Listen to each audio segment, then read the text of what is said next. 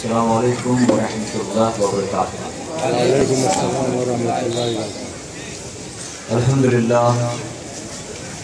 الحمد للہ رب العالمین والعاقبۃ للمتقین والصلاة والسلام علی سید الانبیاء والمرسلین اما بعد فاعوذ باللہ من الشیطان الرجیم بسم اللہ الرحمن الرحیم ان اللہ وملائکتہ یصلون علی النبی یا ایہا الذین آمنوا صلوا علیہ وسلموا تسلیما۔ اللہم صلی علی سیدنا و شفینا و نبینا و مولانا محمد بارک وسلم۔ صلوا علیہ صلاۃ و سلام علیک یا رسول اللہ، صلاۃ و سلام علیک یا حبیب اللہ صلی اللہ علیہ وسلم۔ صدق اللہ مولانا العلی العظیم و صدق نبی الامین المختار الکریم ونحن علی ذلک لمن الشاہدین والشاکرین والحمد للہ رب العالمین۔ باد توحید کے متوالو، شمع رسالت کے پروانوں، غوث و خواجہ اور رضا کے چاہنے والوں، آئیے سب سے پہلے ہم اور آپ نہایت ہی ادب اور احترام کے ساتھ اپنے اور ساری کائنات کے مرکز عقیدت جناب محمد رسول اللہ صلی اللہ علیہ وسلم کی بارگاہ بےکس پناہ میں جس طرح سے میں آپ کو پڑھا ہوں میرے ساتھ مل کر بآواز بلند ہدیہ غلامی درود و سلام کے انداز میں پیش کریں۔ پڑھیں الصلاۃ والسلام علیک یا رسول اللہ۔ میری گزارش اپنے ان بھائیوں سے ہے جو دور کھڑے رہ کر میری گفتگو سن رہی ہیں، کرسیاں خالی ہیں، یہاں وہاں کھڑے رہ کر سننے سے بہتر ہے آپ آ کر بیٹھ جائیں۔ ہاں، اکثر لوگ نہیں بیٹھتے یہ سوچ کر کہ بیٹھ گیا تو آخر تک بیٹھنا ہوگا، اور کھڑے رہ کر سنا تو اپنی مرضی کا مالک جب تک جی چاہا سنا، جب چاہا چلا گیا، تو کوئی زور زبردستی نہیں ہے۔ آپ کرسی پر بیٹھنے کے بعد بھی اپنی مرضی کے مالک کو مختار ہیں، جب تک بات سمجھ میں آئے دل چاہے بیٹھے، اور جب آپ کو لگے کہ بس کافی سیکھ لیا سمجھ لیا آپ درمیان سے اٹھ کر جا سکتے ہیں، مجھے کوئی اعتراض نہیں ہے۔ لیکن میری گزارش ہے کہ ساتھیوں نے پیسہ خرچ کیا، محنت کی، آپ کی خاطر کرسیاں بچھائی، تو کم سے کم ان کی عزت رکھ لیں اور آ کر اطمینان سے بیٹھ جائیں۔ انہیں کم سے کم خوشی ہوگی یہ دیکھ کر کہ ہم نے جتنا انتظام کیا تھا الحمدللہ ساری کرسیاں بھر گئی تھیں۔ تو میں گزارش کروں گا کہ جو کھڑے ہیں وہ آ کر بیٹھ جائیں، اور جب جی چاہے اٹھ کر جا سکتے ہیں، کوئی مسئلہ نہیں ہے۔ پڑھیں الصلاۃ والسلام علیک یا نور اللہ، والصلاۃ والسلام علیک یا حبیب اللہ، وعلی آلک واصحابک یا نبی اللہ صلی اللہ تعالی علیہ وسلم۔ رب کعبہ کی بارگاہ میں دعا ہے، مولا اپنے حبیب صاحب الاولاد صلی اللہ علیہ وسلم کے صدقے تو خیر ہم تمام حاضرین اور سامعین کو تو ماہ محرم الحرام کی برکتوں سے بھرپور مالا مال فرما۔ یا الہ العالمین، اس نئے سال کو دنیا بھر کے مسلمانوں کی سربلندی اور کامیابی کا سال بنا۔ ہمیں اس نئے سال میں پھر سے کھوئی ہوئی عزت اور وقار نصیب فرما۔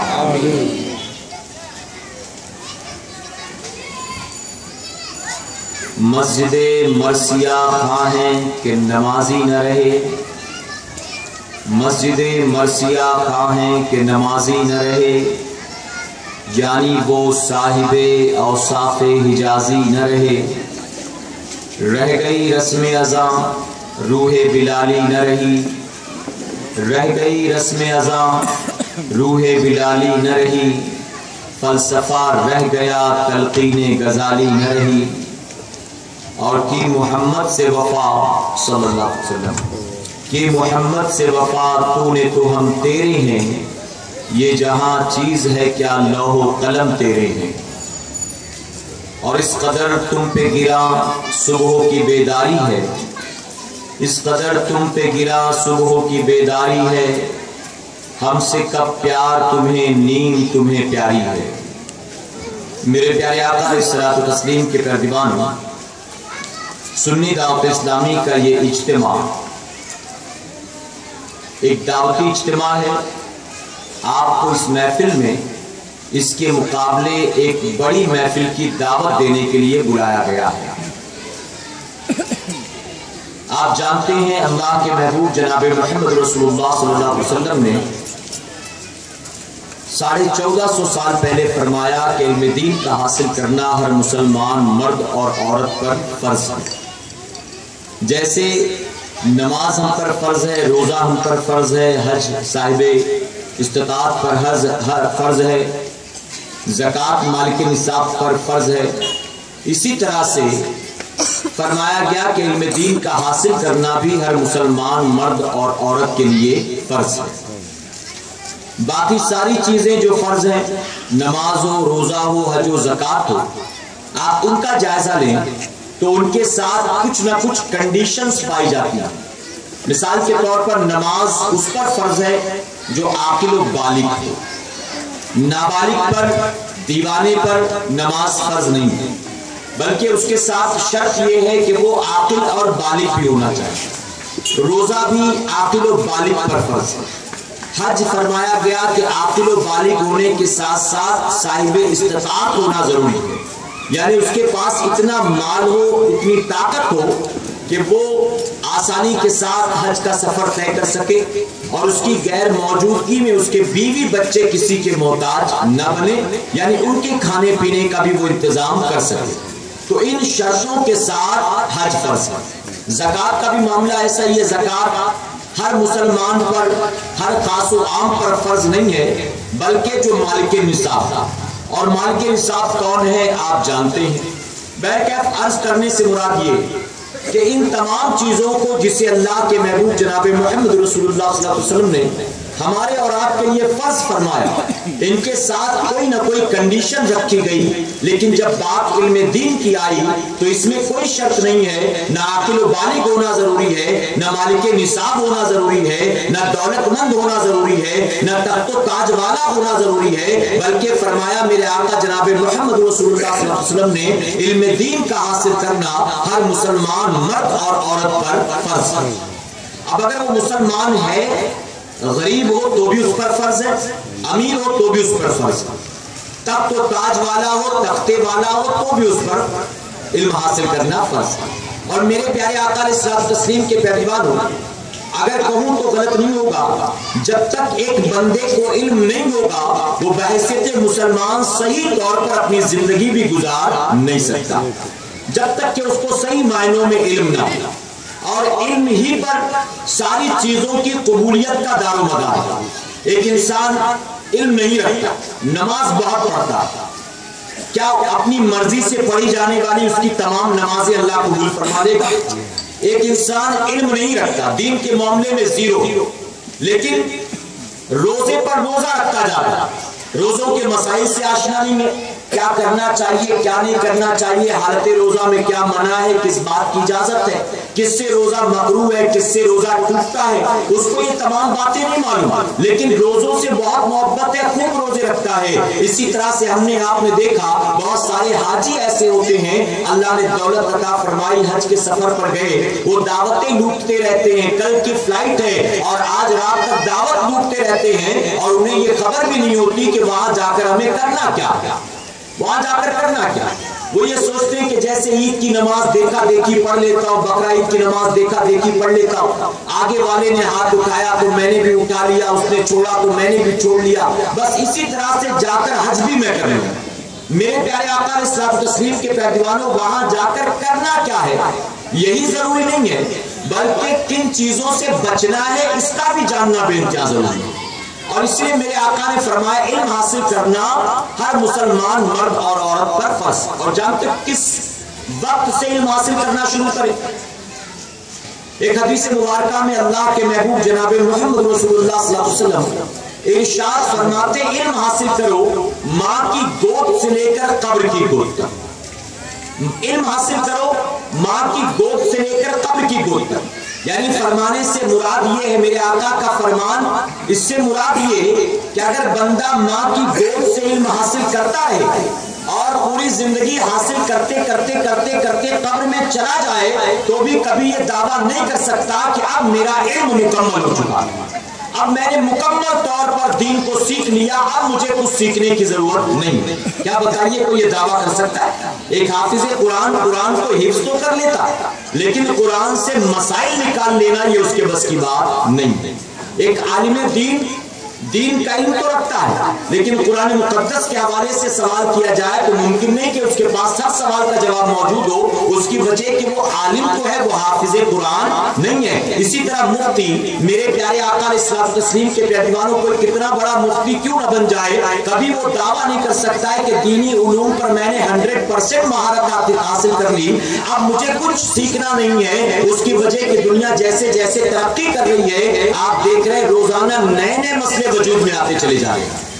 کل کے مفتیوں کو شاید شیئر مارکیٹ کے بارے میں نہیں معلوم تھا، کیوں؟ اس کی وجہ کہ ان کے دور میں شیئر مارکیٹ نہیں تھا، اس کا نظام نہیں تھا۔ میوچول فنڈ کیا ہوتا ہے، سیونگ اکاؤنٹ کیا ہے، فکس ڈپوزٹ کیا ہے، LIC پالیسیز کیا ہے، ہیلتھ انشورنس کیا ہے، اس کے بارے میں شاید اس دور کے مفتیوں کو نہ پتا ہو۔ اس کی وجہ کہ یہ ساری چیزیں اس وقت نہیں پائی جاتی تھیں، لیکن آج کے علماء ان مسائل پر مہارت حاصل کیے ہوئے ہیں، کیونکہ آج یہ چیزیں پائی جاتی ہیں۔ تو جیسے آج دنیا نے ترقیاں کی اور یہ بے شمار نئے مسائل وجود میں آ گئے، ایسے قیامت تک دنیا ترقی کرتی رہے گی اور روزانہ نئے نئے مسئلے وجود میں آتے رہیں گے۔ اور اسی لیے آقا نے فرمایا علم حاصل کرو، ماں کی گود سے لے کر قبر کی گود تک، یعنی پوری زندگی حاصل کرتے رہو گے تو بھی کبھی تمہارا علم جو ہے وہ مکمل نہیں ہو سکتا۔ اور میرے پیارے آقا کے قدمان جو اسی طرح سے علم حاصل کرتے کرتے دنیا سے چلا گیا، علم حاصل کرتا رہا، کبھی مطمئن ہو کر نہیں بیٹھا، اب میں نے سب سیکھ لیا، اب مجھے کچھ سیکھنے کی ضرورت نہیں۔ جانتے جس کے ذہن میں یہ بات آ گئی کہ میں نے سب کچھ سیکھ لیا، سمجھ لینا کہ اسی دن سے اس کا لرننگ پیریڈ ختم ہو گیا، اسی دن سے اس کے سیکھنے سمجھنے کی صلاحیت ختم ہو گئی، اسی دن سے وہ سارے دروازے بند ہو گئے جس سے وہ کچھ سیکھتا تھا۔ میرے پیارے آقا کے پیروانوں، میرے آقا جناب محمد رسول اللہ صلی اللہ علیہ وسلم نے ارشاد فرمایا، جو علم حاصل کرتے کرتے دنیا سے چلا گیا، اللہ قیامت کے دن اس کو شہیدوں کے ساتھ اٹھائے گا، شہیدوں کے ساتھ اٹھایا جائے گا۔ کس کو؟ جو علم حاصل کرتے کرتے دنیا سے چلا گیا۔ میرے پیارے آقا کے پیروانوں، آج ہم امت مسلمہ کا جائزہ لیں، آج اپنے معاشرے کا جائزہ لیں تو بہت معذرت کے ساتھ کہنا پڑتا ہے کہ آج کے ترقی یافتہ دور کے نوجوان کے پاس، آج کے مسلمان کے پاس دنیاوی علوم حاصل کرنے کے لیے بہت وقت ہے، دنیاوی کاموں کے لیے اس کے پاس بہت وقت ہے۔ اگر اس کے پاس وقت نہیں تو اپنے دین کو سیکھنے کے لیے اس کے پاس وقت نہیں، دین کو سیکھنے کے لیے وقت نہیں۔ میرے پیارے آقا علیہ الصلوۃ والتسلیم کے پیروانوں، آج پوری دنیا میں جو مسلمان ذلیل ہو رہے ہیں، آج پوری دنیا میں جو مسلمان رسوا ہو رہے ہیں، اس کا ایک سب سے بڑا ریزن یہ بھی ہے کہ آج کے ترقی یافتہ دور کے مسلمان کو خود ہی اپنے دین کے بارے میں معلومات نہیں، اپنے دین کے بارے میں نہیں جانتا۔ میں بہت معذرت کے ساتھ کہنا چاہتا ہوں، اکثر یہ کہتا ہوں کہ ایک ماں اپنی بیٹی کے نکاح کے لیے بہت پریشان ہوتا ہے، ایک باپ اپنے بیٹے کی شادی کے لیے بہت پریشان ہوتا ہے کہ شادی کے لائق ہو گیا، مناسب رشتہ ملے تو کہیں اس کا نکاح کرا دیا جائے۔ ماں بھی پریشان ہے کہ کہیں میری بیٹی کے لیے کوئی رشتہ مل جائے، باپ بھی پریشان ہے کہیں میرے بیٹے کے لیے کوئی رشتہ مل جائے۔ رب تبارک تعالیٰ نے غیب سے مدد فرمائی، یہاں تک کہ انتظام ہو گیا، اب شادی طے ہو گئی، دونوں کا رشتہ طے ہو گیا، تاریخ مقرر کر دی گئی، ہال بھی بک کر لیا گیا، منڈپ والے کو آرڈر دے دیا گیا، کھانے کا آرڈر دے دیا گیا، کارڈ چھپا لیا گیا، ویڈیو شوٹنگ فوٹوگرافر کو بک کر لیا گیا، دعوتیں چاروں طرف بانٹ دی گئی، قاضی صاحب کو بھی انوائٹ کر دیا گیا، یہ سارا کام جام کیا، یہ سارا انتظام کیا، اپنی بیٹی یا بیٹے کے نکاح میں لاکھوں روپے خرچ کر دیے۔ لیکن میرے پیارے آقا کے پیروانوں، میں پوچھنا چاہتا ہوں، آج شادی کا دن ہے، آج نکاح کا دن ہے، آج شادی ہو گئی، لڑکی دلہن بنی، آج نکاح ہو گیا، لڑکا دلہا بنا، کیا بتاؤ پورے خاندان میں, پورے کنبے والوں میں اسی کے ذہن میں یہ خیال بھی آتا ہے کہ کل جب صبح کا سورج نمودار ہوگا کیا میں نے اپنی بیٹی کو غسل کرنے کا طریقہ بھی سکھلایا ہے, کیا میں نے اپنے بیٹے کو جس کو میں نے دولہا بنایا اور جس کی خاطر میں نے لاکھوں روپے خرچ کر دیے, جس کی خاطر میں نے اتنا تام جھام کیا, کیا میں نے اپنے بیٹے کو پاکی ناپاکی کے مسائل بھی سکھائے ہیں؟ صبح اٹھنے کے بعد اس کو غسل کیسے حاصل کرنا ہوگا کیا میں نے اپنے بچے کو یہ تعلیم بھی دی ہے؟ ممکن ہے کوئی باپ یہ کہے میں اپنے بیٹے کو کیسے سکھاؤں, ارے شرم آتی ہے. ممکن ہے کوئی ماں کہے میں اپنی بیٹی کو کیسے سکھاؤں, شرم آتی ہے. میں پوچھنا چاہتا ہوں کہ کیا یہ شرمانے کی بات تھی؟ ارے جہاں شرمانا چاہیے آج قوم کے انسانوں کو وہاں شرم نہیں آتی, آج مسلمان کو وہاں شرم نہیں آتی.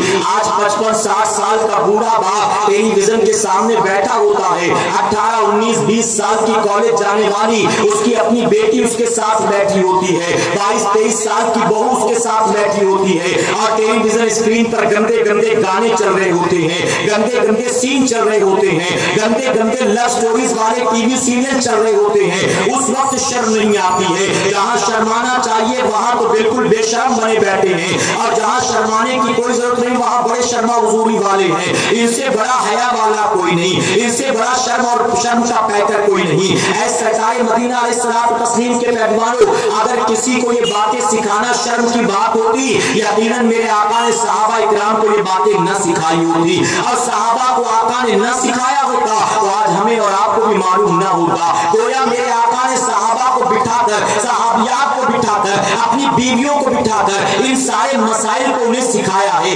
آقا نے ان کی رہنمائی فرمائی ہے, اور یہی وجہ جو ہے حدیث مبارکہ کے اندر یہ ساری چیزیں پائی جاتی ہیں, اور آج ہم اور آپ اس پر عمل کرتے نظر آتے ہیں. میرے پیارے آقا علیہ الصلوۃ والتسلیم کے پیغمبروں, آج کے ترقی یافتہ دور میں ہم اپنے معاشرے کی طرف دیکھتے ہیں, اپنی آبادیوں کی طرف دیکھتے ہیں تو خون کے آنسو آتے ہیں آنکھوں سے. جانتے ہیں آج قوم کا حال کیا ہے, آج امت مسلمہ کا حال کیا ہے. محرم کا چاند آسمان پر چمکتا ہے, ذکر حسین کی محفل سجتی ہے, خوب نظر و نیاز کا اہتمام ہوتا ہے, سبیل بھی لگائی جاتی ہے, کھچڑے شربت کا بھی انتظام ہوتا ہے. لیکن 11-12 دن گزر جانے کے بعد جب ہم اپنے گریبان میں جھانکتے ہیں تو پتہ چلتا ہے ہم 11 دن پہلے جہاں تھے آج بھی اپنے آپ کو وہیں پر پاتے ہیں. اے مسلمانوں, ہماری زندگیوں میں کون سی تبدیلی آتی ہے ذکر حسین کی محفل میں شرکت کے بعد؟ بتاؤ کتنے لوگ ہیں جن کو اللہ نماز کی توفیق عطا فرماتا ہے.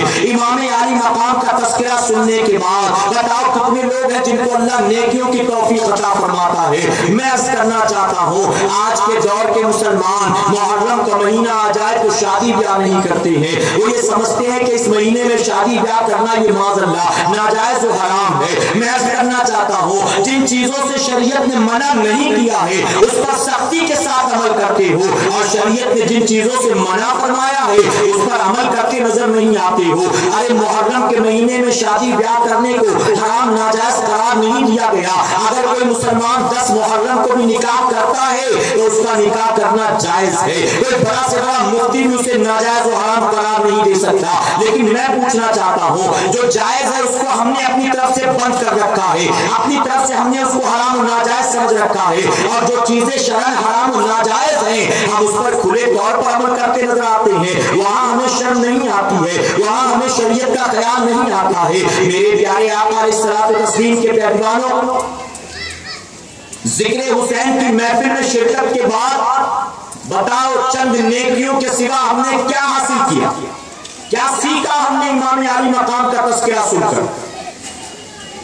اور محمد کو قتل کیا گیا, ننھے علی اصغر کو شہید کیا گیا, نوجوان علی اکبر کی جوانی کو لوٹ لیا گیا. ہم یہ سب جانتے ہیں, لیکن بتاؤ کیا کوئی سبق حاصل کرتے نظر آتے ہیں؟ آج کے معاشرے کا جائزہ لینے کے بعد بہت معذرت کے ساتھ کہنا پڑتا ہے کہ مسلمانوں کو آج داستان کربلا تو یاد ہے لیکن اس نے پیغام کربلا کو فراموش کر دیا. امام حسین کا مشن کیا تھا؟ کربلا کے میدان میں میرا امام آیا کیوں تھا؟ کیا مسلمانوں تمہیں اور ہمیں یہ پیغام یاد ہے؟ کیا یہ کانسیپٹ یاد ہے؟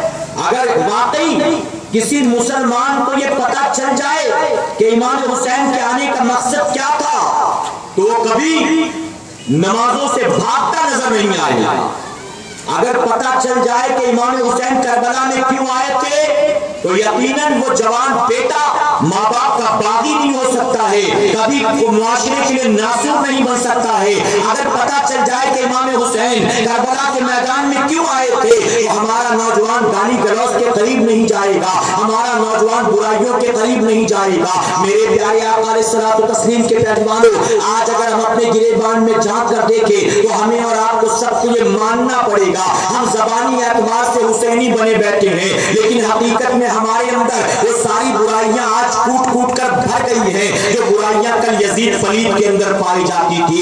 یزید میں کون سی برائی تھی جو آج ہمارے اور آپ کے اندر نہیں پائی جاتی؟ ذرا جواب دو۔ یزید برائیوں کا رسیا تھا، یزید نفس پرست تھا، یزید ناچ گانے کا شوقین تھا۔ آج ہم ذکر حسین کی محفل سجاتے ہیں، امام علی مقام کے نام کھچڑا اور شربت کھاتے پیتے ہیں، امام حسین کے نام پر نعرے بھی لگاتے ہیں، لیکن اگر ہم اپنی زندگیوں میں جھانک کر دیکھیں تو ہم وہی سب کچھ کرتے نظر آتے ہیں جو کل جو ہے یزید پلید کرتا نظر آتا تھا۔ میرے پیارے آقا علیہ الصلوۃ والتسلیم کے پیروانوں، یزید کے محل میں ناچ گانا ہوتا تھا، امام حسین نے گوارا نہ کیا۔ میں پوچھنا چاہتا ہوں، یزید کے محل میں ناچ گانا ہوتا تھا، امام حسین نے اسے پسند نہ کیا۔ آج حسینی کہلانے والوں ہمارے گھروں سے بھی ناچ گانے کی آواز آتی ہے، کیا بتاؤ امام حسین کو اچھا لگتا ہوگا؟ امام علی مقام اس کو پسند کرتے ہوں گے؟ آج مسلمان ناچ گانے کا ایسا شوقین ہو گیا، ایسا شوقین ہو گیا کہ معاذ اللہ فلم ابھی ریلیز نہیں ہوئی ہے، ابھی فلم ریلیز ہونے میں 1 مہینہ باقی ہے، اس سے پہلے ہمارے موبائل میں گانے آ جاتے ہیں، کبھی ہم کمپیوٹر سے ڈاؤن لوڈ کرتے ہیں، ہم کبھی موبائل والے کو پیسے دے کر اپنے میموری کارڈ میں گانے بھرواتے ہیں، اور جانتے جب ہمارے ہاتھ یہ نئے گانے فلموں کے لگتے ہیں، ہم شام کو دوستوں سے ملتے ہیں تو فخر کے ساتھ پوچھتے ہیں تیرے پاس وہ گانا ہے کہ نہیں ہے؟ وہ کہتا نہیں میرے پاس تو نہیں ہے، ہم آ کر کہتے ہیں کہ میرے پاس تو ہے، وہ کہتا ہے مجھے دے دے، ہم کہتے ہیں بلوٹوتھ آن کر میں تجھے دیتا ہوں۔ اس طرح سے ہم لوگوں میں بانٹتے نظر آتے ہیں، ہم گندے گندے گانے اپنے موبائل میں ڈاؤن لوڈ کر کے لاتے ہیں اور بلوٹوتھ کے ذریعے لوگوں میں بانٹتے ہیں۔ ہم سمجھتے ہیں کہ بڑا نیکیوں کا کام ہم نے کر لیا، یہ گانے جہاں تک پہنچیں گے اللہ ہم کو ثواب عطا فرمائے گا معاذ اللہ۔ اس طرح سے آج مسلمان گانوں کا شوقین ہو گیا، صبح کالج کے لیے نکلتا ہے،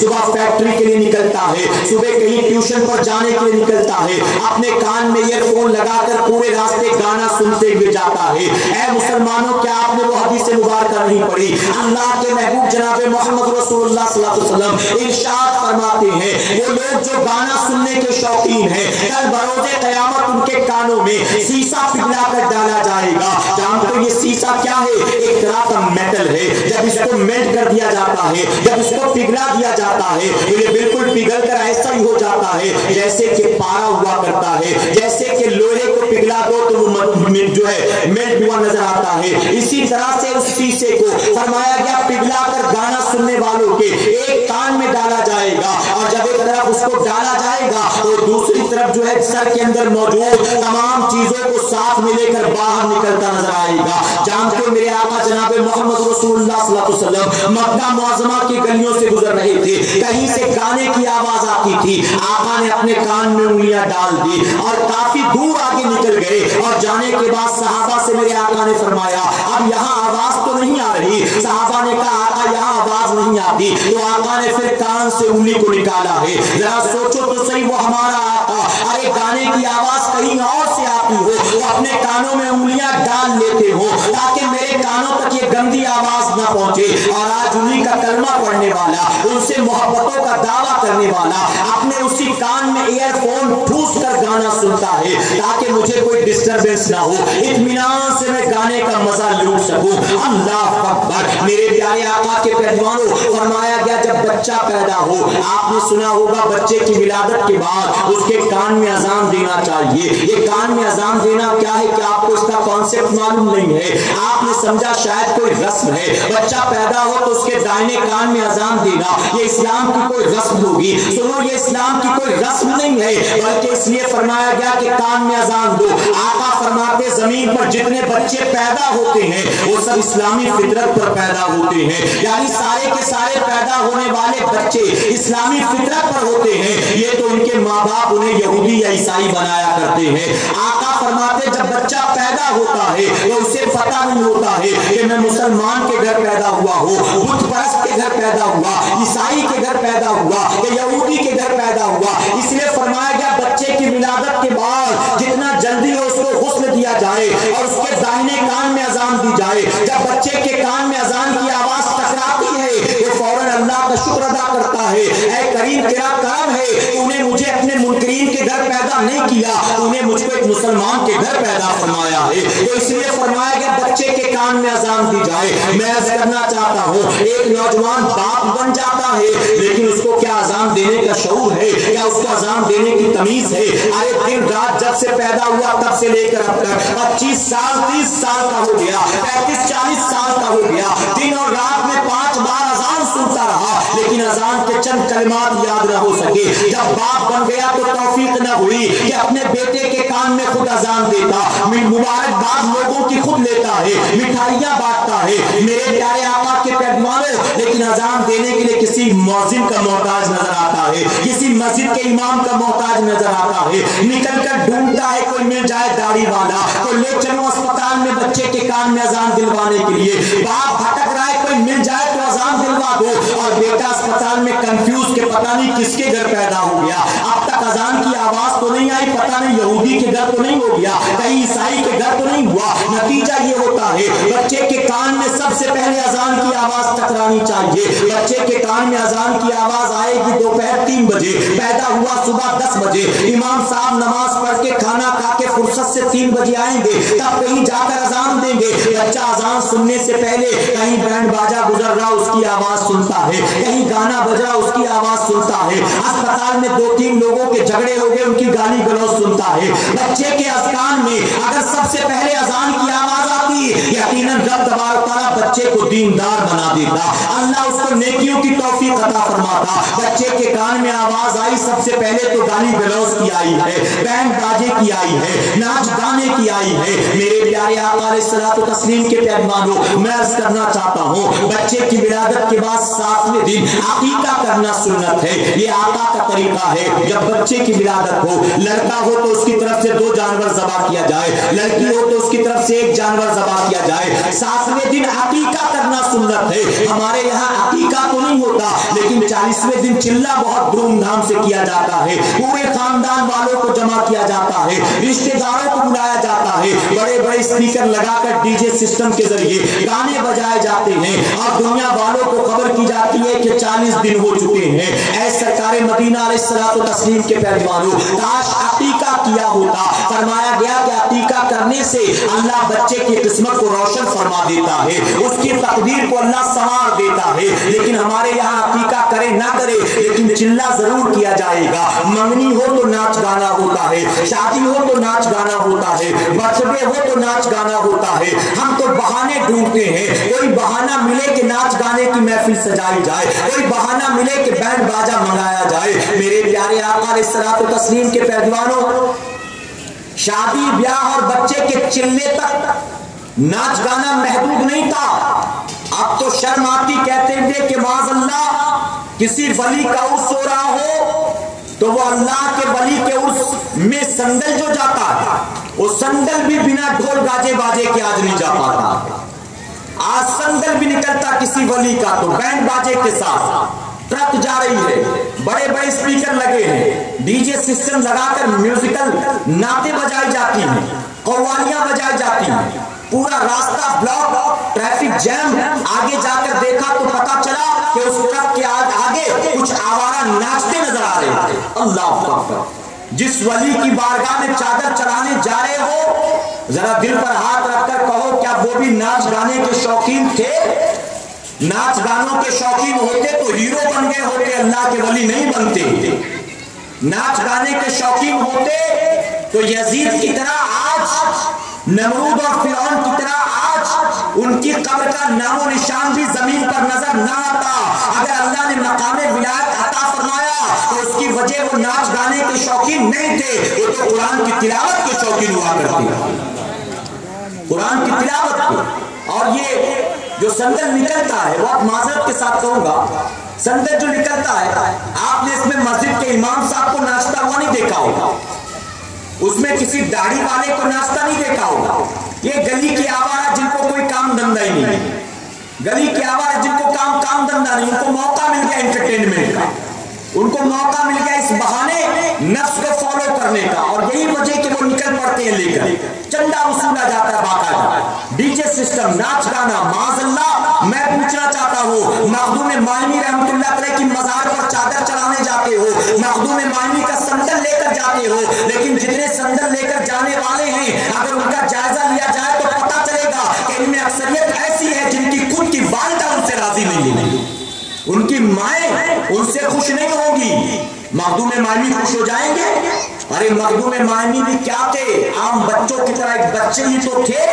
یہ تو ماں کی خدمتیں تھیں کہ ماں نے دعا کی اور اللہ نے ان کو مقام ولایت عطا فرما دیا ہے. ماں کی فرما برداری نے انہیں ولی بنایا، اور یہ ماں کا نافرمان، ماں کا باغی، ماں کا غدار ان کی مزار پر چادر چڑھا کر کیا جنت میں چلا جائے گا؟ کتنا بہتر ہوتا مخدوم معنوی کی بارگاہ میں چادر بعد میں چڑھاتا، اپنی والدہ کے قدموں کو تھام کر پہلے ان سے معافیا مانگ کر انہیں راضی کرتا.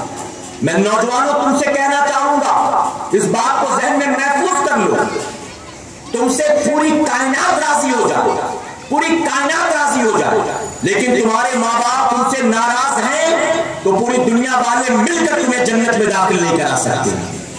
اور تم سے پوری کائنات روٹھ جائے اور تمہارے ماں باپ تم سے خوش ہیں تو یقین جاننا پوری دنیا والے مل کر تمہیں جنت میں جانے سے روک نہیں سکتے. میرے پیارے آقا علیہ الصلوۃ والتسلیم کے پیغمبر، اور یہی بات اس دلہن کے لیے، اس شادی شدہ لڑکی کے لیے، اس بیوی کے لیے کہ جس سے اس کا شوہر راضی ہو. اللہ اس کے رسول صلی اللہ علیہ وسلم کے بعد اگر بیوی کے لیے سب سے بلند مقام و مرتبہ کسی کا ہے تو اس کے شوہر کا. پوری کائنات اس سے روٹ جائے لیکن اس کا شوہر اس سے راضی ہے تو یقیناً وہ عورت کل بروز قیامت جنت میں جانے والی. لیکن پوری کائنات اس سے خوش ہے، ماں باپ بھی خوش ہیں، لیکن شوہر اس کا خوش نہیں ہے تو سمجھ لینا کہ اس کو دنیا والے مل کر جنت میں پہنچا نہیں سکتے. میرے پیارے آقا علیہ الصلوۃ والتسلیم کے پیغمبروں میں کر رہا تھا کہ اللہ کے کسی ولی کا عرس ہو تو اس میں بھی ناچ گانا معاذ اللہ. یہاں تک کہ حضور اکرم صلی اللہ علیہ وسلم کی میلاد منائی جاتی ہے، آقا کی میلاد کی محفل، تو آقا کی میلاد کی محفلوں میں بھی اب ڈی جے سسٹم لگا کر میوزیکل نعتیں بجائی جاتی ہیں. میوزیکل ڈھول گاجے باجے ہارمونیم والی سادگی والی نعتیں وداؤٹ میوزیکل انسٹرومنٹس اب لوگوں کو راس نہیں آتی.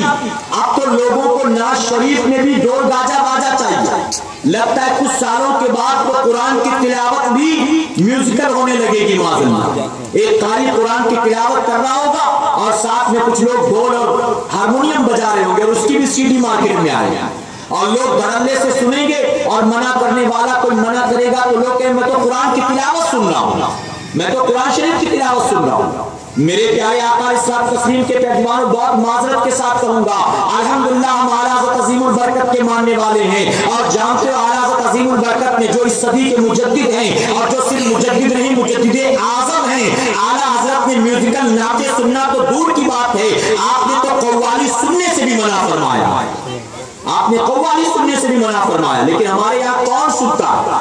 اپنے آپ کو کہلاتے ہم بریلوی، اپنے آپ کو کہلاتے ہم سارے کے سارے مسلک کے اعلیٰ حضرت کے ماننے والے، لیکن جب سندل نکلتا ہے کوئی آگے بڑھ کر منع کرے بیٹا قوالی مت بجاؤ، اعلیٰ حضرت نے منع فرمایا. اگر کوئی آگے بڑھ کر کہے قوالی مت بجاؤ فوراً کہیں گے لگتا ہے وہابی ہو گیا. کوئی کہے بڑھ کر کے قوالی مت بجاؤ کہیں گے لگتا ہے دیوبندی ہو گیا. ایسا لگتا ہے معاذ اللہ ڈھول گاجا باجا یہ سنیت کی پہچان ہے، جو ڈھول گاجا باجا کرے وہی سنی ہے معاذ اللہ، جو تام جھام کرے رسم و رواج میں مبتلا رہے وہی سنی ہے، اس سے ہٹ کر سنیت کچھ بھی نہیں. میرے پیارے آقا کے پیغمبروں بہت معذرت کے ساتھ کہوں گا ہم نے آپ نے ارے غیروں نے کیا بدنام کیا ہوتا سنیت کو، ہم نے آپ نے خود جو سنی کہلاتے ہیں ہم نے خود ہی سنیت کو اپنی حرکتوں سے بدنام کر رکھا، اپنی حرکتوں سے. ہم سب کچھ کرتے ہیں، سب کچھ کرتے ہیں، ہمیں نمازوں کی توفیق نہیں ہوتی، اور پھر غیر ہم پر انگلی اٹھاتا ہے. دیکھو سنی سب کرتا ہے, نماز نہیں پڑھتا, نماز نہیں پڑھتا. میں تو ہمیشہ دعوت دیتا ہوں تم ہر جمعرات مزار پر مت جایا کرو, اللہ توفیق دے تو روزانہ مزار پر جایا کرو, لیکن مسجد میں بھی جمعہ مت آیا کرو, بلکہ مسجد میں بھی دن اور رات میں 5 وقت آیا کرو. ہر دن جاؤ مزارات پر اور نمازوں میں بھی 5 وقت مسجد میں آیا کرو. میرے پیارے آقا کے پیغمبروں, آقا کی میلاد ہے, میوزیکل ناطے, کہیں سونا آیا, کہیں 12ویں کا چاند آیا, باقاعدہ ریمکس والی, ڈھول گھنگرو باجے گاجے والی, معاذ اللہ. کیا آپ کو آقا کا فرمان یاد نہیں جن کی میلاد مناتے ہو؟ میرے آقا نے کچھ 1450 سال پہلے فرمایا اپنے آنے کا مقصد. آقا فرماتے میں زمین پر مزامیر کو مٹانے کے لیے جلوہ کروں گا. مزامیر سے مراد میوزیکل انسٹرومنٹس. آقا فرماتے میں اس کو مٹانے آیا. تو جس دن میرے آقا آ رہے ہیں اسی دن ہم بجا رہے ہیں. کیا بتاؤ آقا کو خوشی ہوتی ہوگی؟ خوش ہوتے ہوں گے. میرے پیارے آقا کے پیغمبر, اور معذرت کے ساتھ کہوں گا, آج ہم اپنے اگر سوسائٹی کا جائزہ لیں, اگر اپنے ہندوستان کا جائزہ لیں, تو ہمیں پتا چلے گا نچنیے گوریے سب سے زیادہ مسلمانوں ہی میں پائے جاتے ہیں. آقا نے فرمایا میں مٹانے آیا, اور سارے کے سارے یہی ہیں. جو طبلہ بجانے میں نمبر 1 وہ بھی مسلمان, جو ہارمونیم بجانے میں نمبر 1 وہ بھی مسلمان, جو شہنائی بجانے میں نمبر 1 وہ بھی مسلمان, جتنے نچنیے گوریے ہیں, ہیرو ہیروئن کوریوگرافر دیکھو سب کے سب مسلمان بنے پھرتے. میرے پیارے آقا علیہ الصلوۃ والتسلیم کے پیغمبروں, آقا فرماتے میں مٹانے آیا اور ہم اس کو عام کر رہے. ارے شرم آتی کہتے ہوئے, یہ مسلمان شادی بیاہ چلے کے موقع پر صرف ڈھول گاجا باجا نہیں کرتا.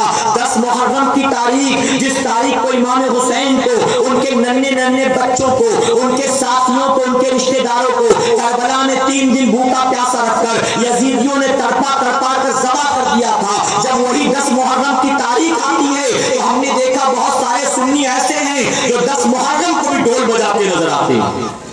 بتائیے دیکھا کہ نہیں دیکھا آپ نے؟ میں نے یو پی بہار کے بڑے دورے کیے, کرناٹک کا بھی دورہ کیا, دیکھا میں نے 10 محرم کو باقاعدہ میلہ لگتا ہے, تعزیہ داری ہوتی ہے, ڈھول بجاتے ہیں, شوہر اپنی بیوی کو بچوں کو سجا دجا کے نکلتا ہے میلہ دیکھنے کے لیے.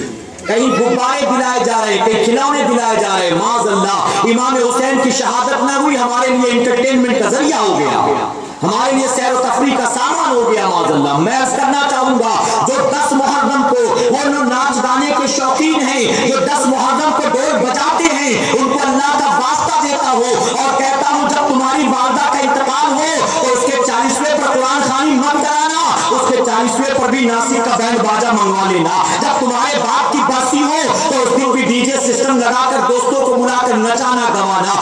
اگر تم امام حسین کی شہادت کے دن ڈھول گاجا باجا بجا سکتے ہو تو اپنی والدہ کے انتقال کے دن ڈھول گاجا باجا کیوں نہیں بجاتے؟ اپنے باپ کی برسی پر ڈھول گاجا باجا کیوں نہیں بجاتے؟ اے مسلمانوں, میرا باپ اچھا نہیں ہے, امام علی مقام اچھے ہیں, اور صرف میرا ایک باپ نہیں, میرے جیسے لاکھوں باپ امام حسین پر قربان ہیں, امام علی مقام کی عظمت پر قربان ہیں. میری ماں جیسی لاکھوں مائیں امام حسین کی مقدس ماں پر قربان ہیں. اے مسلمانوں, جب تم 10 محرم کو ڈھول بجاتے ہو, کیا امام حسین کے نانا کو تکلیف نہیں ہوتی ہوگی؟ کیا امام حسین کی ماں حضرت فاطمہ کو تکلیف نہیں ہوتی ہوگی؟ آپ نے علماء سے سنا ہوگا 10 محرم کی تاریخ آنے والی, شب عاشورہ, کسی دیکھنے والی نے دیکھا حضرت فاطمہ الزہرا رضی اللہ عنہا کربلا میں ننھی ننھی کنکریاں چن رہی ہیں, اپنے دامن میں اٹھا اٹھا کر رکھ رہی ہیں, آنکھوں میں آنسو بھرا ہوا. پوچھا آپ کیا کرتی ہیں؟ تو حضرت فاطمہ الزہرا رضی اللہ عنہ نے جواب دیا, کل یزیدی میرے بیٹے حسین کو شہید کر دیں گے, میرا بیٹا حسین گھوڑے سے نیچے آ کر گرے گا, میں کنکریاں اٹھا رہی ہوں, کہیں کوئی کنکری حسین کو چبھ نہ جائے, کہیں میرے بیٹے کو تکلیف نہ ہو جائے. اے مسلمانوں, میں پوچھنا چاہتا ہوں, وہ حضرت فاطمہ الزہرا رضی اللہ عنہا جو کربلا کے میدان سے چھوٹی چھوٹی کنکریاں ہٹاتی ہیں, بس یہ سوچ کر کہ کہیں میرے بیٹے کو تکلیف نہ ہو, جب ان کے بیٹے کی شہادت کے دن ہم بینڈ باجا بجاتے ہیں تو کیا بتاؤ ان کی ماں کو تکلیف نہیں ہوتی ہوگی؟ ہم نے کیا سمجھا حسینی بننا بڑا سستا سودا ہے, کھچڑا کھا لو حسینی بن گئے, شربت پی لو حسینی بن گئے, نماز کی ضرورت نہیں ہے, تمہیں روزہ رکھنے کی ضرورت نہیں ہے, تمہیں قرآن کی تلاوت کی ضرورت نہیں ہے. میں پوچھتا ہوں ہم میں آپ میں کتنے پرسنٹ لوگ ہیں جو قرآن پڑھنا جانتے؟ بتائیے کتنے پرسنٹ لوگ؟ دنیاوی علوم میں بہت مہارت ہے، انگریزی بھی آتی ہے، مراٹھی بھی سمجھ لیتے ہیں. یو پی بہار سے آئے تو یہاں کی لینگویج نہیں آتی تھی، یہاں آ کر وہ بھی سیکھ لیا. ارے 2-4 سال سعودی میں دبئی میں رہتے ہو عربی بھی بولنے لگتے ہو. اگر امریکہ جاپان میں چلے جاؤ تو وہاں کی لینگویج بھی بولنے لگتے ہو. کچھ بھی نہیں آتا تھا جب ماں کی کوکھ سے زمین پر آئے تھے، یہیں آ کر سب کچھ سیکھا ہے. تو جب سب کچھ سیکھ سکتے ہو تو کیا اگر چاہو تو قرآن پڑھنا نہیں سیکھ سکتے ہو؟ کیا پتا نہیں ہے میرے آقا نے کیا فرمایا؟ میرے آقا نے فرمایا تم میں سب سے بہتر وہ ہے جو قرآن پڑھتا ہے اور لوگوں کو سکھایا کرتا ہے. اگر نہیں آتا کہو سیکھو گے انشاءاللہ. اور کیوں سیکھو جانتے ہو؟ قرآن سے امام حسین کو اتنی محبت ہے کہ امام حسین مکہ معظمہ میں اپنے گھر میں قرآن کی تلاوت کرتے، مدینہ منورہ میں قرآن کی تلاوت کرتے. ہجرت کر کے کربلا میں آئے، کربلا میں خیمہ ہے، حسین راتوں کو اٹھ کر کربلا کے خیمے میں قرآن کی تلاوت کرتے ہیں. یہاں تک کہ 10 محرم کو یزیدیوں نے امام حسین کو ذبح کر دیا، ان کی گردن کو سر سے جدا کر دیا اور سر قلم کر کے سر کو نیزے پہ چڑھا دیا. حسین کو قرآن سے اتنی محبت ہے. وہ حسین جو مکہ مدینہ اور کربلا میں قرآن کی تلاوت کر رہا تھا، جب سر کاٹ کے نیزے پہ چڑھا دیا گیا تو حسین نیزے پہ چڑھ کر بھی قرآن کی تلاوت کرتا نظر آتا. اور حسین کا رشتہ کتنا قریبی ہے قرآن سے جانتے ہو؟ میرے آقا نے اس لیے تو فرمایا تھا میں تمہارے درمیان 2 چیزیں چھوڑے جاتا ہوں. اپنے ایمان و عقیدے کی حفاظت کرنا چاہتے ہو 2 چیزوں کو مضبوطی سے تھامنا. اور 2 چیزیں کیا؟ آقا فرماتے قرآن ہے اور دوسرا میری اہل بیت ہے. قرآن اور میری اہل بیت دونوں کو مضبوطی سے تھامنا. اور جانتے ہو دونوں کا رشتہ کتنا قریبی؟ کسی بہت بڑے مفکر سے پوچھنے والے نے پوچھا تھا کیا وجہ ہے کہ حضور اکرم صلی اللہ علیہ وسلم سے پہلے جو انبیاء گزرے ان کو جو کتابیں دی گئیں ان کتابوں کو ایک مدت کے بعد بدل دیا گیا لیکن قرآن کو بدلا نہ جا سکا. وہ جانتے مفکر نے کیا جواب دیا تھا؟ جواب دیا کہ ان کتابوں کو اس لیے بدل دیا گیا کیونکہ اللہ نے صرف کتاب دیا تھا، اللہ نے کتاب کا محافظ کوئی نہیں دیا تھا. لیکن قرآن کو اس لیے بدلا نہیں جا سکتا کیونکہ اللہ نے محبوب کو قرآن بھی عطا فرمایا اور قرآن کی حفاظت کے لیے انہیں حسین بھی عطا فرمایا. اور حسین کربلا میں اسی لیے تو آئے تھے. لوگ کہتے اپنی دنیا کے لیے آئے تھے، یہ بدعقیدگی ہے، یہ حسین سے غداری ہے، یہ نبی کی عداوت ہے جو اس طرح کی بات کرتا ہے کہ حسین دنیا کے لیے آئے تھے. الحمدللہ ایمان کہتا ہے، ہمارا عقیدہ یہ کہتا ہے حسین کربلا میں اپنی دنیا کے لیے نہیں آئے تھے، اپنے نانا کے دین کی حفاظت کے لیے آئے. اگر امام حسین سے محبت ہے آج کے اس اجتماع میں طے کرو ہم اور آپ صرف رسم و رواج والے حسینی نہیں بنے. حقیقت میں امام حسین سے محبت ہے، اپنی زندگیوں کو بدلیں گے کہیں انشاءاللہ. اور زندگیوں کو بدلنے سے مراد کیا کرنا ہے؟ آپ کو شریعت کی پابندی کرنی ہے. آپ کو اپنے آقا جناب محمد رسول اللہ صلی اللہ علیہ وسلم کی سنتوں کی پابندی کرنی ہے. اور ساری چیزوں میں سب سے پہلے 5 وقت نماز کی پابندی کہیں انشاءاللہ اور محبت سے کہیں. اس کی وجہ کہ قیامت کے دن سب سے پہلے اسی نماز کا حساب لیا جائے گا. کس کا حساب ہوگا؟ نماز کا. سب سے پہلے اللہ کے محبوب جناب محمد رسول اللہ صلی اللہ علیہ وسلم نے ارشاد فرمایا قیامت کے دن تم سے سب سے پہلے نماز کا حساب ہوگا. کس کا؟ نماز کا. کس سے ہوگا؟ کس سے ہوگا؟ بھائی ٹھاکرے سے، اڈوانی سے، منموہن سنگھ سے. کس سے ہوگا؟ نماز کا حساب سب سے پہلے اس سے ہوگا جو ایمان والا ہوگا. اور ایمان والا کون ہے؟ ہر داڑھی والا ایمان والا نہیں، ہر سجدہ کرنے والا ایمان والا نہیں، ہر جب و دستار والا ایمان والا نہیں، ہر مسجد و مینار والا ایمان والا نہیں، بلکہ ایمان والا وہ جس کا عقیدہ یہ ہے سب سے اولا وہ اعلیٰ ہمارا نبی، سب سے بالا وہ بالا ہمارا نبی، اور سارے اچھوں میں اچھا سمجھیے جسے ہے اس اچھے سے اچھا ہمارا نبی. تو جس کا عقیدہ یہ، اور یہ عقیدہ الحمدللہ ہمارا آپ کا، ہمارا آپ کا تو میرے پیارے آقا کے پیغمبر سب سے پہلے ہم سے نماز کا حساب ہوگا. تو نماز کی پابندی کرو گے انشاءاللہ. آپ جانتے ہو دنیا کا کسی بھی مذہب کا بچہ ہو, ایگزام جب آئے ٹائم ٹیبل ملتا ہے. آج میتھس ہے, کل فزکس ہے, پرسوں ہسٹری ہے, پھر بایولوجی ہے, ملتا ہے کہ نہیں ملتا؟ اور جس دن جو ایگزام ہو, جو پیپر ہو, ایگزامینیشن ہال میں جانے سے پہلے بچہ اس کو اچھی طرح سے پڑھ کر جاتا ہے. بتائیے ہوتا کہ نہیں ہوتا؟ بچہ پڑھ رہا تھا میتھس, آپ کہتے بیٹا میتھس تو بہت ایزی ہے, تو فزکس پر محنت ہے, تو فزکس پڑھ لے. وہ کہے گا اس کا پیپر 3 دن کے بعد ہے, بیچ میں 2 دن کی چھٹی بھی ہے, آج میتھ سے مجھے میتھس پڑھنے دو.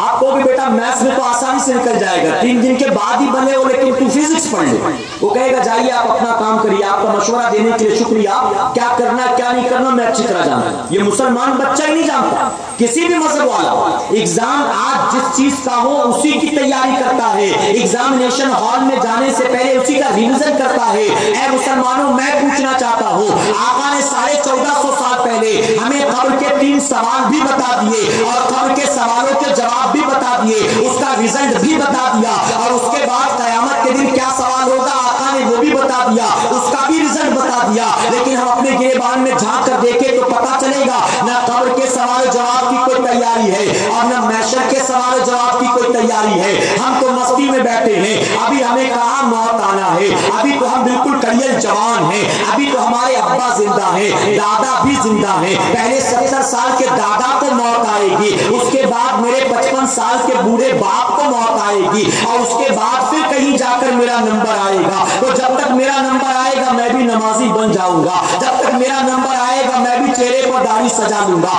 ہم انتظار میں بیٹھے, پہلے ابا دادا جائیں گے پھر ہم جانے والے. اے مسلمانوں, بہت بڑی غلط فہمی میں مبتلا ہو.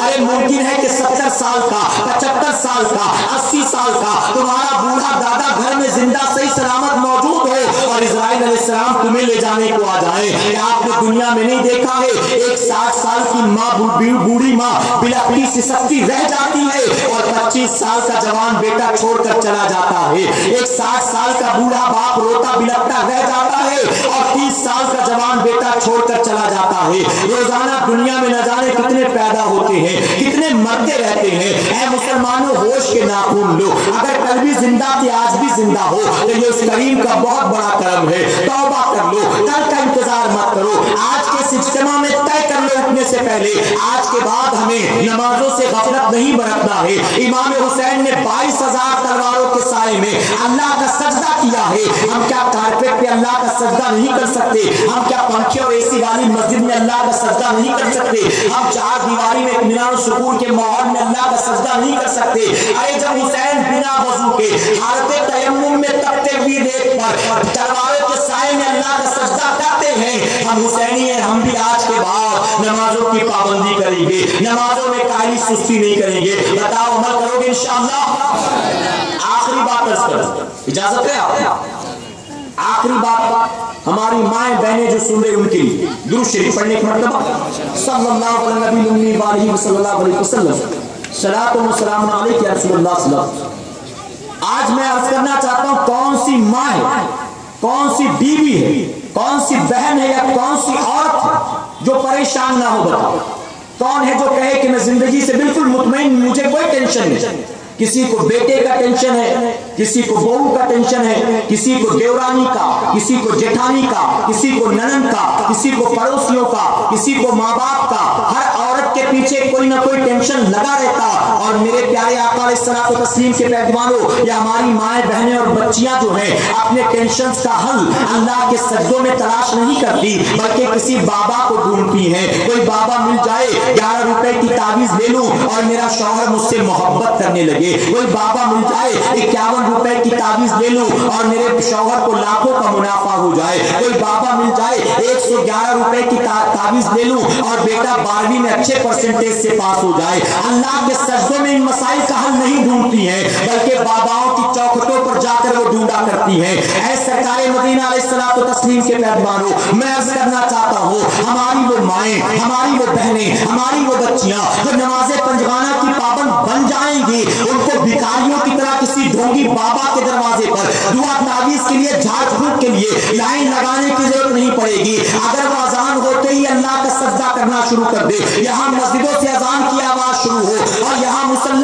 بچھا کر بہن اللہ کا سجدہ کرنے کے لیے آگے بڑھ جائے، اس کو کسی کی ضرورت نہیں ہے، وہ یہاں اللہ کے سجدے کرے گی، وہاں اللہ اس کے شوہر کی روزی میں برکتیں عطا فرمائے گا، اس کی اولاد کو 10ویں 12ویں میں نہیں بلکہ وہ جہاں جائے گا مولا پوری زندگی کامیابی عطا فرمائے گا۔ جانتے ہو میرے آقا نے 1450 سال پہلے دعا فرمائی تھی، اے اللہ اس گھر کو ہرا بھرا رکھ، اے اللہ اس گھر کو ہرا بھرا رکھ، اے اللہ اس گھر کو ہرا بھرا رکھ، جس گھر میں رات کے اندھیرے میں تیری بندی اٹھ کر تیرا سجدہ کرتی ہے اور اس کے بعد اپنے شوہر کو جگاتی ہے، شوہر نہیں اٹھتا تو اس کے منہ پر پانی کے چھینٹے مار کر اسے جگاتی ہے، آگے آکاش کرتے اے اللہ اس گھر کو ہرا بھرا رکھ، اس گھر کو ہرا بھرا رکھ، اس گھر کو ہرا بھرا رکھ، جس گھر میں رات کے اندھیرے میں اٹھ کر تیرا بندہ تیرا سجدہ کرتا ہے اور اس کے بعد اپنی بیوی کو جگاتا ہے، جب بیوی نہیں اٹھتی تو اس کے منہ پر پانی کے چھینٹے مار کر جگاتا ہے۔ میں پوچھنا چاہتا ہوں آپ کی LIG کالونی ہو، آپ کا یہ کرلا ویسٹ کا علاقہ ہو، آپ کے یہ بامبے کی سرزمین ہو،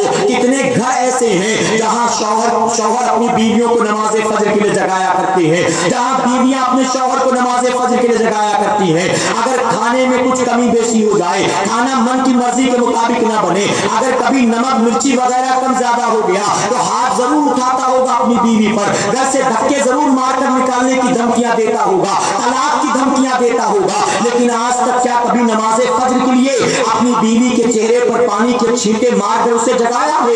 اگر شوہروں نے اس پر عمل کرنا شروع کر دیا، اگر بیویوں نے آج سے اس پر عمل کرنا شروع کر دیا، انہیں کسی اور در کا محتاج بننے کی ضرورت نہیں ہے، میرے آقا نے خود دعا فرمائی ہے تم اس پر عمل کرنا شروع کر دو، اللہ یقیناً تمہارے گھر کو ہرا بھرا فرما دے گا، تمہارا گھر روشن ہو جائے گا۔ میرے پیارے آقا کے پیغمبروں، جانتے ہو کربلا کے میدان میں جب امام حسین کو شہید کر دیا گیا، یزیدیوں نے خیمے کو لوٹ لیا، لوٹنے کے بعد وہ مال سمیٹ رہے تھے، عصر کی نماز کا وقت ہو گیا، حضرت زینب کھڑی ہوتی ہے اور بیویوں کو آواز دیتی ہے اٹھو چلو نماز عصر کا وقت ہو گیا، اٹھو چلو نماز عصر کا وقت ہو گیا۔ بیویوں نے کہا زینب ہمیں نماز کے لیے تو بلاتی تو ہے لیکن ہم نماز پڑھیں تو کیسے پڑھیں؟ یزیدیوں نے پانی بند کر دیا، ہم تپتی ہوئی ریت سے تیمم کر کے نمازیں پڑھتے تھے لیکن اب شہداء کے خون کی وجہ سے جو ہے ریت میں بھی خون مل گیا ہے، اب تیمم کرے تو کیسے کرے؟ اب تو خون جو ہے خون سے لطمت ہو گئی ہے ریت بھی۔ تو جانتے ہوتے زینب نے کیا کہا تھا؟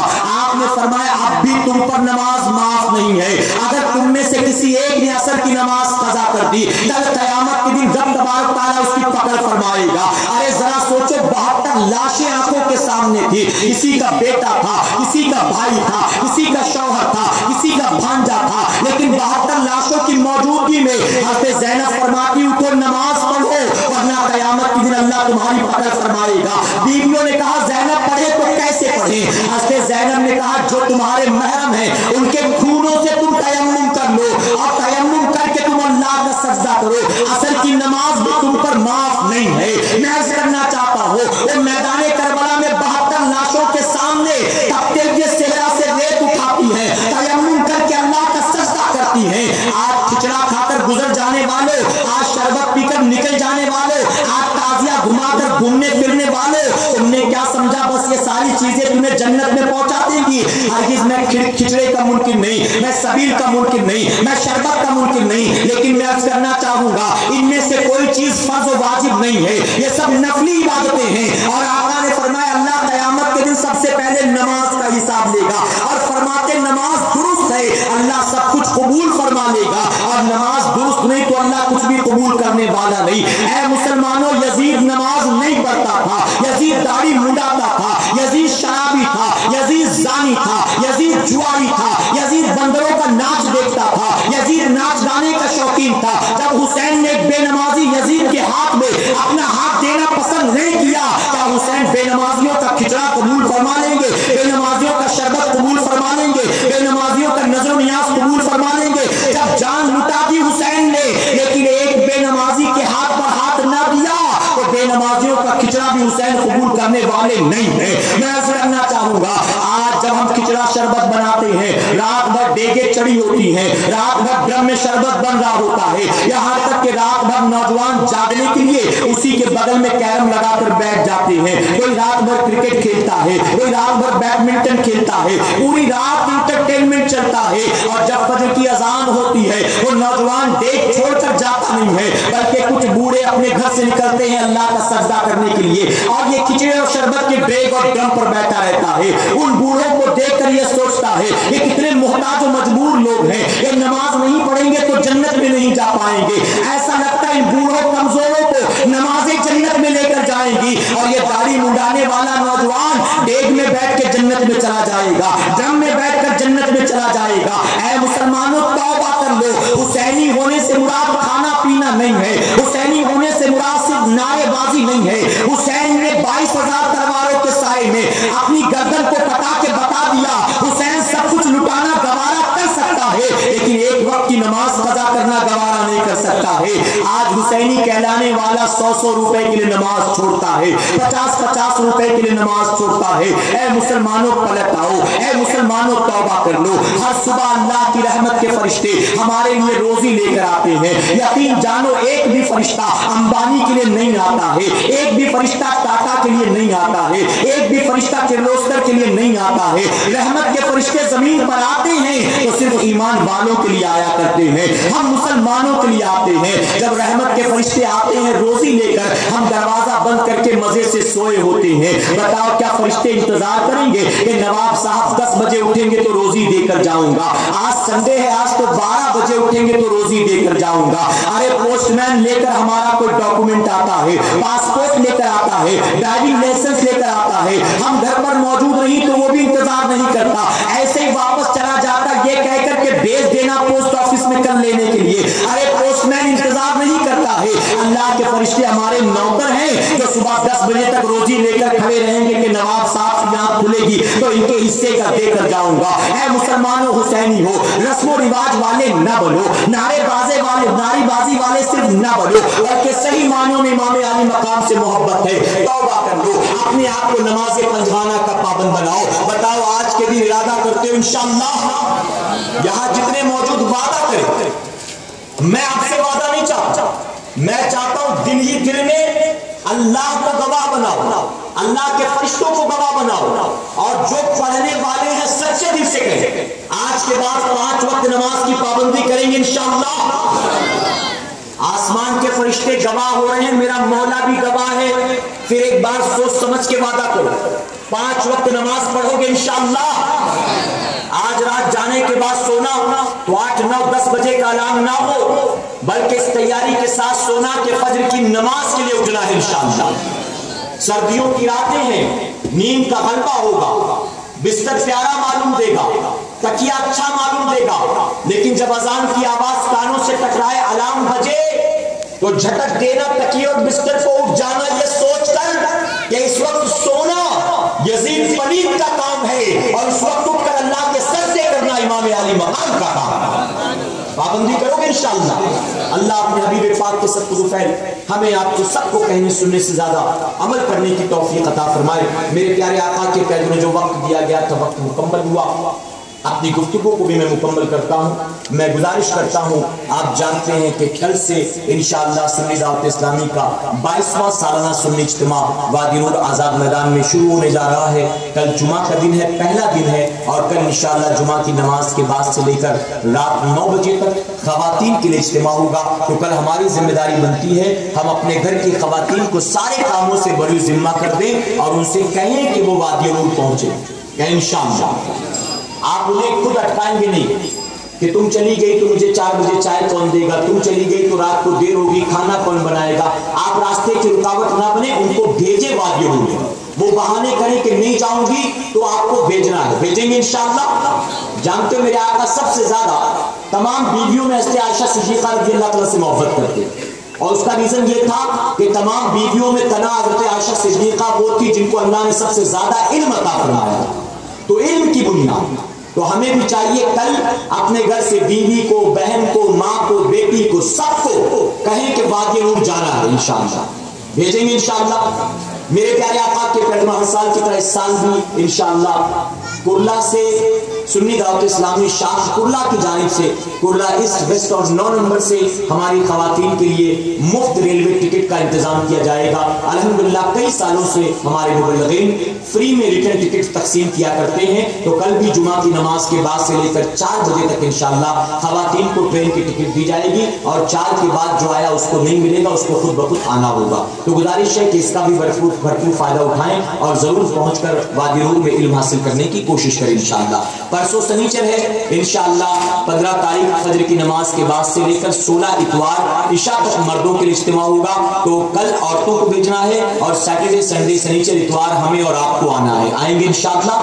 अपनी जिम्मेदारी समझते कि खुद पहुंचे और जितना अल्लाह तौफीक दे लोगों में दावत भी आम करने की कोशिश करें। मैसेजेस के जरिए, कॉल के जरिए, पर्सनली जाती तौर पर जैसे भी मुमकिन हो खूब दावत आम करो और लोगों से कहो कि वादी नूर इज्तिमा में जरूर आना इंशाअल्लाह। हम करेंगे इंशाअल्लाह दावत को। मेरे प्यारे आका के पैगंबर जानते हैं आपकी दावत पर जितने आएंगे, आने के बाद आपकी दावत पर 10 लोग आएगा। उन 10 ने सुभान अल्लाह एक बार कहा, अल्लाह आपको 11 सुभान अल्लाह का सवाब अता फरमाएगा। एक आपका और 10 उनका।